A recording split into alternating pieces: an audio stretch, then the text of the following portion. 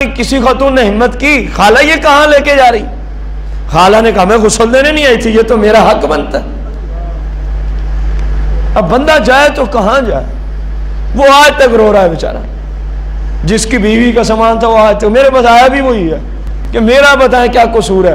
میں نے کہا آپ کا قصور یہ ہے کہ آپ نے گھر والوں کو علم شریعت سکھایا ہی نہیں، ورنہ اس کو نکال کے نہ دیتے بھی تم غسل دینے ہیں، یہ پانی سے دیا جائے گا، نئے کھیس کی کیا ضرورت ہے، نئے کمبلوں کی کیا ضرورت ہے، نئے کپڑوں کی کیا ضرورت ہے، نئی چادروں کی کیا ضرورت ہے، پانی سے ہی غسل دیا جاتا۔ میں نے کہا قصور آپ کا اپنا ہی ہے، اپنے گھر والوں کو اتنا ہی علم آپ نے نہیں دیا کہ بھائی یہ سب جہالت ہے، یہ بدعات ہے۔ مائیں بہنیں خصوصاً غور کریں کہ جب کسی ماں کو بہن کو غسل دیا جائے گا وہاں مرد تو نہیں ہوں گے، مائیں بہنیں اس مسئلے پہ غور کریں۔ اللہ تعالیٰ مسلمانوں کو قرآن و سنت سیکھ کر عمل کی توفیق عطا فرمائے۔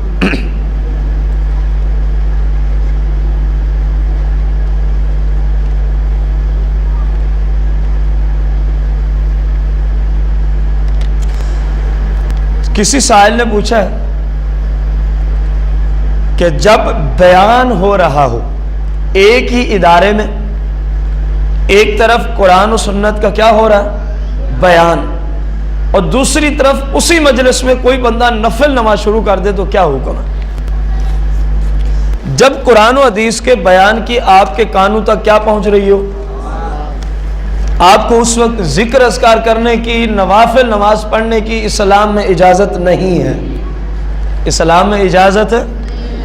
دیکھیں آپ نے پچھلے دنوں ایک روایت علم دین سیکھنے کی فضیلت پہ سنی تھی، حضرت ابو دردہ رضی اللہ تعالیٰ عنہ والی۔ کیا روایت تھی کہ کسی علم دین کی مجلس میں تھوڑے سے لمحے کے لیے آنا کتنی نوافل سے بہتر تھا؟ 1000 رکعت نفل پڑھنے سے کیا تھا؟ باقی مریض کی عیادت اور جنازہ وہ الگ کھڑے ہیں، 1000 مریضوں کی عیادت سے، 1000 جنازوں میں شرکت سے، 1000 رکعت نماز نفل پڑھنے سے بہتر ہے کہ کسی عالم کا درس تھوڑی دیر کے لیے سن لیا جائے۔ اب وہ بندہ لا علم ہے جو عالم کا درس حدیث یا درس قرآن ہو رہا ہے، وہ نفل کے پیچھے پڑا ہوا، وہ لا علم ہے، شرعاً اس کی اجازت نہیں ہے۔ صلو علی الحبیب۔ وعلیکم السلام ورحمۃ اللہ وبرکاتہ۔ سوال میں پڑھ دیتا ہوں تاکہ جس سائل کا ہے اس کو سمجھ آ جائے، جواب ہم اس طرح دے نہیں سکتے۔ لڑکا اور لڑکی ان کی شادی ہوئی، 22 سال کا عرصہ گزرنے کے بعد پتہ چلا کہ رضائی رشتے میں یہ دونوں بہن بھائی تھے۔ جن کی 22 سال پہلے شادی ہوئی ان کو 22 سال کے عرصے کے بعد پتہ چلا کہ ہم تو بہن بھائی ہیں، ہم کیا ہیں؟ بہن اور بھائی ہیں، جبکہ اب ان کے 6 بچے بھی ہیں، جبکہ اب ان کے اس بارے میں شریعت کیا کہتی ہے؟ کیا یہ بچے جائز ہیں یا ناجائز؟ کیا ان کو والدین کی جائیداد سے، وراثت سے حصہ ملے گا یا نہیں؟ اس سوال، کیونکہ سوال میں بہت سارے ابہامات پائے جاتے ہیں، اس سوال کے جواب کے لیے جن کا یہ مسئلہ ہے، یعنی جس شوہر اور بیوی کا، ان دونوں کو کسی مفتی اسلام کے پاس جانا ہوگا، وہ اس پر پھر کئی سوالات کی شکیں نکال کے ان سے پوچھے گا۔ بس اوقات لوگ سمجھ رہے ہوتے ہیں کہ یہ رضاعت کا معاملہ ہے، حالانکہ ہوا ہی نہیں ہوتا۔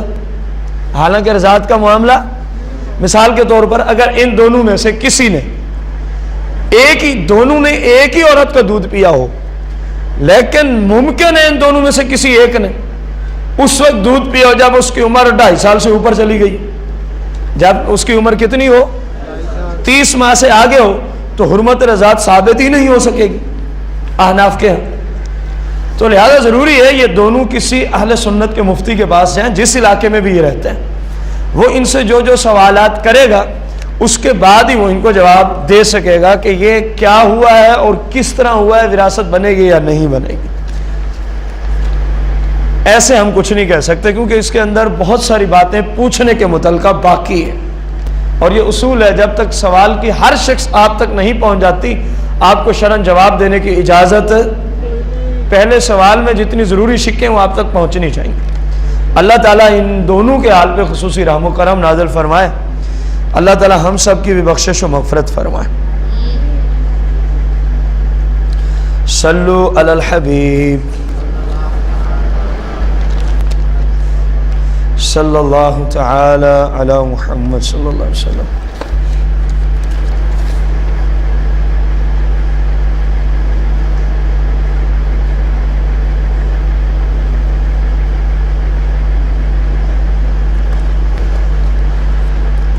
سائل نے پوچھا بال فل سفید تو نہیں ہے، بھورے کلر کے، کیا ان کو سیاہ کرنا بھی گناہ ہے؟ بھائی کتنی بار آپ یہ مسئلہ پوچھو، کسی بھی بال کو سیاہ کرنا گناہ ہے. اور اتنے تک فرمان ہے جو سیاہ کرے سفید بالوں کو اللہ تعالیٰ اس کو جنت کی خوشبو بھی نہ پانے دے. یہاں تک احادیث مبارکہ کے اندر روایت ہو.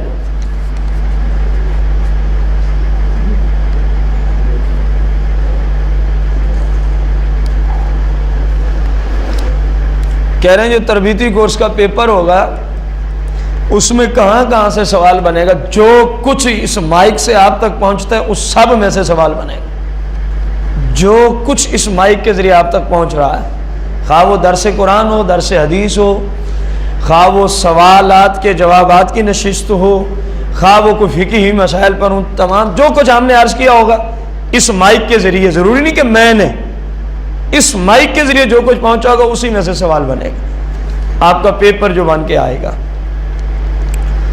صلو علی الحبیب.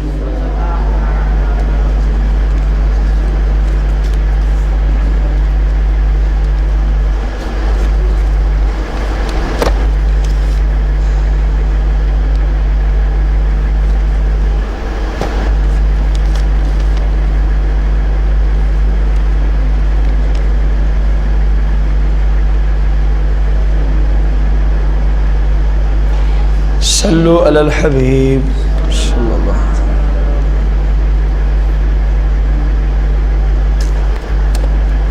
صلو علی الحبیب.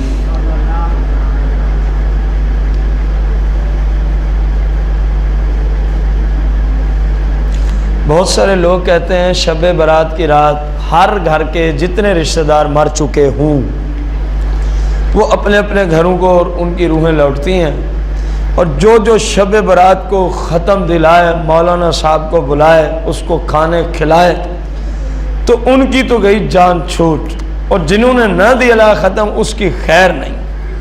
کیا ایسی کوئی بات ہے؟ ہاں ایسی بات ضرور ہے، لیکن کسی جاہل ملا نے ہی آپ کو بتائی ہوگی، ٹکریل مولویوں. اسلام میں اس طرح کی کوئی بات نہیں ہے کہ مولانا کو بلاؤ ختم دلاؤ کھانے پکاؤ ورنہ اس کی خیر نہیں ہے. بھائی ختم کیا ہے؟ آپ کو قرآن شریف 30 پاروں میں سے کسی جگہ سے نہیں آتا؟ سورہ فاتحہ اور سورہ اخلاص تو آتی ہے نا، آپ اسی کو پڑھ کے دعا کر ڈالیں ختم شریف ہو گئے. ضروری تو نہیں جو آیتیں ہم پڑھتے ہیں ان کو پڑھا جائے، یہ تو کوئی ہمارا مسلک نہیں. جہاں سے قرآن آتا ہے وہیں سے پڑھ ڈالو ختم ہو جائے گا. بڑے سورہ اخلاص ہی اکیلی پڑھ ڈالو. سمجھ آئیے کہ نہیں؟ ہاں اگر اچھی رات ہے کوئی اس رات صدقہ و خیرات کرنا چاہے تو اسلام منع نہیں کرتا. باقی یہ کہنا کہ اگر نہ کیا تو خیر نہیں، یہ تو جہالت سے خالی نہیں. بغیر رہ گیا روحوں کا مسئلہ، تو روحیں ہر جمعرات اپنے گھر کی طرف لوٹتی ہیں، روحیں ہر جمعرات اپنے گھر کی طرف لوٹتی ہیں. اگر گھر والے اچھے اعمال کرتے ہوں، ان کے لیے صالح ثواب کرتے ہوں تو دعائیں دے کے جاتی ہیں، اور اگر گھر والوں نے ان کو کبھی یاد ہی نہ کیا اور برے کاموں میں پڑے ہوئے ہوں تو پھر وہ اتنا ضرور کہتے ہیں تمہارا برا ہو، تم نے اچھے اعمال نہ کیے، تم نے اچھے اعمال.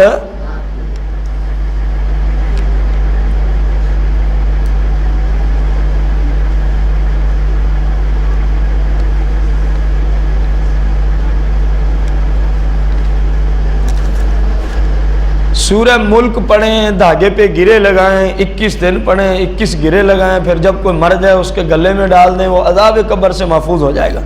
بھئی ہم تو اپنے علم کی بات کریں گے، یا آپ نے جہاں سے لیا ہوگا ممکن ہے کہیں سے آپ کو بھی ملا ہو. ہمیں تو اتنا پتہ ہے نبی علیہ السلام صحابہ میں تشریف فرما تھے، سرکار نے فرمایا اے صحابہ سورہ ناجیہ کو پڑھ لیا کرو. جو بندہ سورہ ناجیہ کو روزانہ پڑھ کے سوئے گا اگلے دن شام سے پہلے اگر وہ مر گیا تو میرا رب قبر کے عذاب سے اس کو محفوظ فرما دے گا. صحابہ نے عرض کی یا رسول اللہ سورہ ناجیہ کون سی ہے؟ فرمایا اس کی 30 آیات بینات ہیں، 29ویں پارے میں ہے، اور پہلی سورت ہے، اس کا نام سورۃ الملک ہے، اس کا نام سورۃ الملک ہے۔ ہمیں تو اس حدیث کا پتہ ہے، اگر کسی جگہ سے آپ نے یہ پڑھا ہے تو ہمیں بھی اس کا ریفرنس دے کے سمجھائیے گا، چلو علم آ جائے گا۔ چلو ہمارے پاس بھی اگر کسی حدیث سے آپ نے پڑھا ہو، اپنا اصول بنا لیں کہ ہر روز سونے سے پہلے ہم نے سورہ ملک یا پڑھنی ہے یا سننی ہے۔ فائدہ کیا ہوگا؟ سرکار نے فرمایا بندے کو کچھ ہو جائے عذاب قبر نہیں ہوگا۔ عذاب قبر، صحابہ ایک سفر میں تھے، رات کو ایک جگہ انہوں نے خیمے لگائے، تو اسی جگہ سے نا قبر کے اندر سے جناب سورہ ملک پڑھنے کی تلاوت کی آواز آ رہی ہے۔ بڑے پریشان ہوئے، قبروں سے بھی سورہ ملک پڑھی جا رہی ہے۔ سرکار کی بارگاہ میں جب پہنچے، عرض کی رسول اللہ، بڑا عجیب واقعہ دیکھا ہے۔ فرمایا کون سا؟ عرض کی رسول اللہ، ہم نے فلاں جگہ ہم نے رات پڑھاؤ کیا، تو ساتھ ہی قبر تھی، رات کو وہاں کون سی سورت کی آواز آنا شروع ہو گئی؟ غیب دان نبی علیہ السلام نے فرمایا۔ دیکھیں صحابہ قبر کے اوپر بیٹھے، ان کو نہیں پتا چلا ماجرا کیا ہے، سرکار مدینے میں موجود، دور۔ صحابہ کا یہ عقیدہ تھا تو سوال کیا نا کہ جس چیز کا ہمیں قبر کے اوپر بیٹھ کے بھی پتہ نہ چلے، نبی پاک مدینے میں بیٹھ کے اس کو دیکھ کے بتا دیتے ہیں۔ یہ صحابہ کا عقیدہ ہے، غور کرو، صحابہ کا عقیدہ ہے نبی غیب جانتا ہے۔ سرکار علیہ السلام سے عرض کی، سرکار نے فرمایا صحابہ ماجرا کچھ یوں ہوا، یہ بندہ اپنی زندگی میں روزانہ سورہ ملک کی کیا کرتا تھا، اور اللہ کی جناب میں عرض کیا کرتا، مولا جب تک میں زندہ ہوں تو میرے بس میں ہے، میں روزانہ تیرے نبی کی حدیث پہ عمل کرتے سورہ ملک کی تلاوت، یا اللہ تو اس بات پہ قادر ہے کہ جب میں مر جاؤں تو مجھے اسی طرح قبر میں بھی سورۃ ملک پڑھنے کی توفیق عطا فرما دے، تو قادر تو ہے نا مولا۔ سرکار نے فرمایا یہ اپنے رب سے دعا کرتا رہا، جب مر گیا رب نے اس کی دعا کو قبول فرما لیا، اب یہ ہر رات اپنی قبر میں سورہ ملک کی تلاوت کرتا رہے گا۔ ہمیں تو ایسی روایتوں کا پتہ ہے۔ اللہ ہم سب کو سورہ ملک خصوصاً رات کو پڑھ کے سونے کی یا سن کر سونے کی توفیق عطا فرمائے۔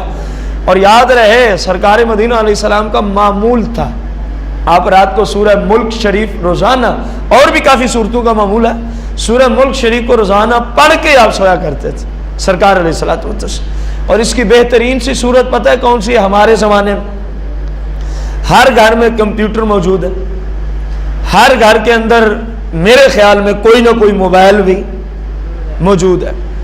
سورہ ملک، واقعہ، یاسین شریف، ان کو کمپیوٹر میں یا موبائل کارڈ میں کیا کر لیا جائے؟ سیو کر لیا جائے جناب، اور گھر میں کوئی ایک ٹائمر بنا لی جائے، اس کو چلا دیا جائے، گھر کا سربراہ یہ کام کرنا چاہے، کوئی بھی کرنا چاہے تو قرآن ہے، سارے ایگری ہو جائیں گے انشاءاللہ، بقایا سارے خاموش ہو کے سن لیں، ادھر سے چلا دیں، کیونکہ قرآن پڑھنے سے قرآن سننے کا اجر و ثواب اسلام کی روشنی میں زیادہ ملتا ہے۔ اب دیکھیں اس گھر پہ کتنی رحمتیں نازل ہوں گی جب سارے گھر والے خاموش ہو کے بیٹھے ہوں گے اور ان کے گھر میں رب کے قرآن کی تلاوت کی جا رہی ہوگی۔ سرکار کی حدیث کا مفہوم ہے نا، جہاں قرآن پڑھا جائے وہاں میرے رب کی رحمت چھما چھم برستی ہے، چھما چھم، اور جہاں قرآن کا درس دیا جائے وہاں رحمت بھی برستی ہے۔ اللہ وہاں سے آسمانوں تک نورانی فرشتے نور کی چادر کو تان ڈالتے ہیں، نورانی فرشتے نور کی چادر کو، جہاں قرآن کا درس دیا جائے، شریعت کا درس دیا جائے۔ شرط یہ ہے کہ درس دینے والے حقیقت میں مسلمان بد مذہب نہ ہوں، بد مذہب گستاخان نہ ہوں۔ اللہ تبارک و تعالیٰ سے دعا ہے اللہ تعالیٰ ہم سب کو شریعت مطالعہ کو سیکھ کر عمل کی سعادت عظمی عطا فرمائے، آمین بجاہ النبی الکریم علیہ الصلاۃ والتسلیم۔